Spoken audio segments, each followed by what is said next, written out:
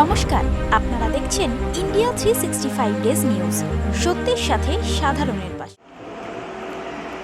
পুনশ্চ রবীন্দ্রানুসারী রবীন্দ্রসঙ্গীত শিক্ষা কেন্দ্র প্রতিবারের মতো এবারেও আয়োজন করেছে দুদিনব্যাপী 164তম রবীন্দ্র জন্মোৎসব 25শে বৈশাখ কবি প্রণাম। প্রথম দিন অনুষ্ঠিত হচ্ছে আমাদের দক্ষিণ কলকাতায় কথাশিল্পী শরৎচন্দ্র চট্টোপাধ্যায়ের কলকাতার বাসভবন ট্রায়াঙ্গুলার পার্কের কাছে অশ্বিনী দত্ত রোড। ঠিক 25শে বৈশাখ 8ই মে বিকেল 3:30 থেকে শুরু হচ্ছে কলকাতা এবং শান্তিনিকেতনের বিশিষ্ট রবীন্দ্রসঙ্গীত শিল্পী এবং আবৃত্তি শিল্পী মহোদয়ের সমন্বয়ে তাদের এই শ্রদ্ধা নিবেদন।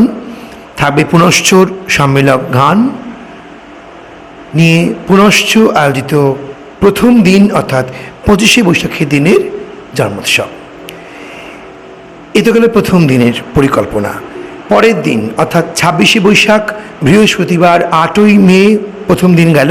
9ই মে 2024 দ্বিতীয় পর্ব কলকাতার জোড়াসাঁকো ঠাকুরবাড়ি, যে বাড়িতে তিনি জন্মেছিলেন সেই জোড়াসাঁকো ঠাকুরবাড়ির রথীন্দ্র মঞ্চে পুনশ্চর জন্মোৎসব দ্বিতীয় পর্ব।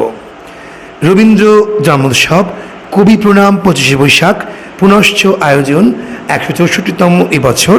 দ্বিতীয় পর্ব অনুষ্ঠিত হবে 9ই মে 26শে বৈশাখ বিকেল 4:30 জোড়াসাঁকো রথীন্দ্র মঞ্চ। সেদিনও থাকবে কলকাতা এবং শান্তিনিকেতন তৎসহ মুম্বাই থেকে বিশিষ্ট রবীন্দ্রসঙ্গীত শিল্পী এবং আবৃত্তি শিল্পী এবং পুনশ্চর সম্মেলক গান তো অবশ্যই থাকবে। সমগ্র ব্যবস্থাপনা, পরিকল্পনা, বিন্যাস, ভাবনাতে আমাকেই থাকতে হচ্ছে। আমি যেহেতু পুনশ্চর অধ্যক্ষ দর্পনারায়ণ চট্টোপাধ্যায়।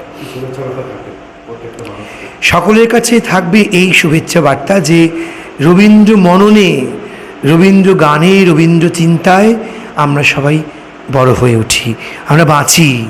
যিনি আমাদের নিত্যদিনের চিত্তসঙ্গী, যিনি মানব জীবনের সমস্ত ভাবনাগুলোকে চুরি করে নিয়েছেন, তাকে নিয়ে আমরা বাঁচি। তিনি আমাদের প্রতিদিনের চিত্তের সঙ্গী হয়ে উঠুক, আমাদের বাঁচার রসদ হয়ে উঠুক, আমাদের ভালোবাসায়, দুঃখে, আনন্দে, জীবনে, মরণে সর্বোচ্চ যেন তিনিই বিরাজ করেন, এই প্রার্থনা।